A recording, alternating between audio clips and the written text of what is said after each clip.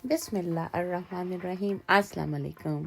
आज दूसरा दिन ईद का है, तो ये तो मेरा सेटअप था। ये खाना मैंने बनाया था क्योंकि आज खाना मेरी तरफ था।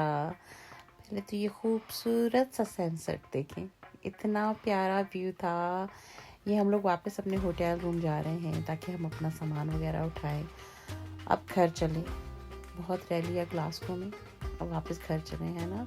बच्चों का तो बिल्कुल दिल नहीं था कि वो वापस जाए ना, लेकिन वापस तो जाना पड़ता है।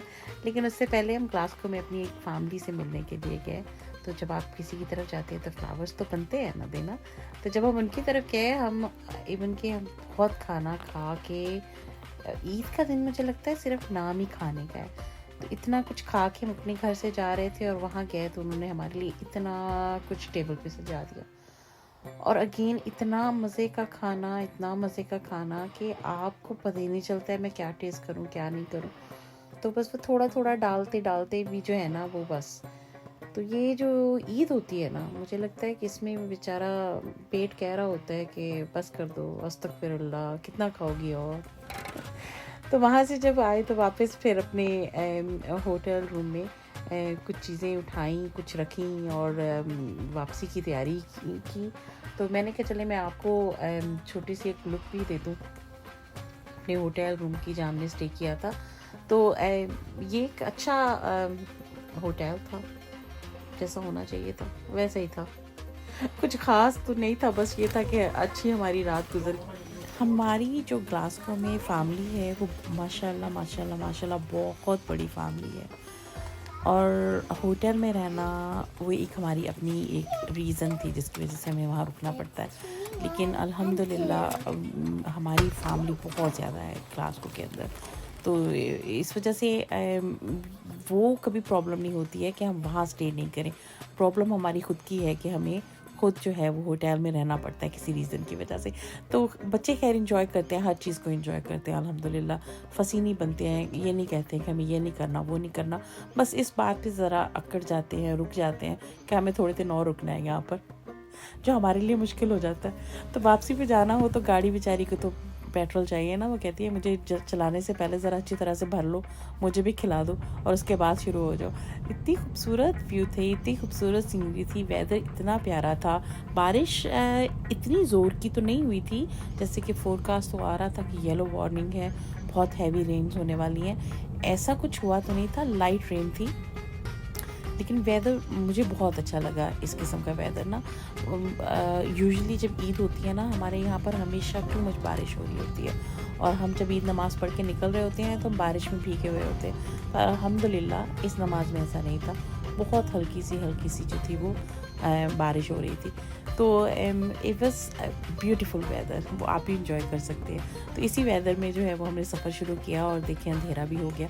अच्छा, ये जो मोटरवे में आया है, तो ये भी मैंने जो है वो मोटरवे पे पहली दफ़ा देखा है इस तरह से ना, एकदम से रेड लाइट्स आ गई, वो भी मोटरवे के ऊपर, ऐसे पहले कभी नहीं हुआ है।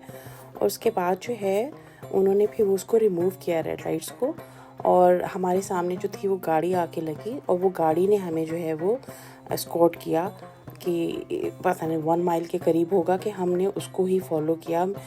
स्पीड हमारी जो थी वो मैक्सिमम जो थी वो 10 माइल्स के करीब थी, इतनी लेस स्पीड के ऊपर। रीज़न उसकी ये थी कि वो वर्क हो रहा था सारा ना रोड के ऊपर, और जो काम करने वाले थे वो बिल्कुल रोड के ऊपर चल रहे थे। तो इतना सेफ्टी को ये लोग देखते हैं और सेफ्टी को लेके चलते हैं कि किसी किस्म का कोई इंसिडेंट ना हो, किसी किस्म का कोई हादसा ना हो जाए यहाँ पर। तो ये मैंने पहली दफ़ा इस तरह से जो है ना वो रेड लाइट्स देखी हैं, वो भी मोटरवे के ऊपर। अच्छा, आप ये यकीन करेंगे ये इशा का टाइम भी गुजर चुका है, लेकिन लाइट देखें आप। तो ये हमारे आजकल वो वाले दिन चल रहे हैं जिसमें जो है वो रात ही नहीं होती है। तो ये अगला दिन है और पहुंच गए हम वापस अपने शहर। तो मुझे खाना बनाना था, तो मुझे जल्दी जो था वो ग्रॉसरी करने जाना था, ताकि मेरी फ्रेंड आ रही थी मेरे पास लंदन से, तो मुझे उनके लिए खाना बनाना था। तो फिर मैं मीट शॉप पे गई, जहाँ के मैंने जाके सारी शॉपिंग की। उनको पहुँचना था मेरे पास 2 बजे और मैंने जो है वो 12 बजे, हाँ जी 12 बजे मैं मीट शॉप पे गई। तो मेरे पास सिर्फ 2 घंटे थे शॉपिंग के, कुकिंग के, तो वो सब कुछ मैंने यहाँ से किया। तो यहाँ पर ये टर्किश है शॉप। तो उनकी जो नान होते हैं, नान ब्रेड की खुशबू इतनी प्यारी होती है, आप वहाँ से ये नान ब्रेड लिए बगैर रह नहीं सकते। तो फिर ये मोहतरमा के लिए मैंने जो था वो एक चीज़ ब्रेड जो थी वो ले ली थी। इस तरह से नान के ऊपर हल्की चीज़ लगी हुई थी। घर आते ही शुरू हो गए वही हांडियाँ, तो वही सालन, तो वही सब कुछ। हाँ जी, ईद वो खाला के घर अच्छी खासी में स्पॉइल हुई, कुछ नहीं किया था। तो आके वो चिकन कढ़ाई बनाई है, उसकी ग्रेवी जैसे मैं बनाती हूँ वैसे ही बनाई है। अनियंस और गार्लिक और इसको पकने के लिए रख दिया था, और जब वो अच्छी तरह से पक गए थे तो उसको फिर मैंने ग्राइंड कर लिया था।